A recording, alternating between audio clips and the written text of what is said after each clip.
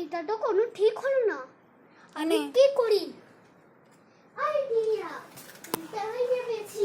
এই আইডিয়াতে কাজ করবে। সেই আইডিয়া হলো 20 বছর অভিজ্ঞতা। সেই 20 বছর অভিজ্ঞতা হলো ঘসিটারাম কাউকে বাঁচাতে পারে না। তোকে নিতে এসেছে ওরা, জানিস? কেন? তোকে নিতে এসেছে ওরা। কেন নিতে এসেছে?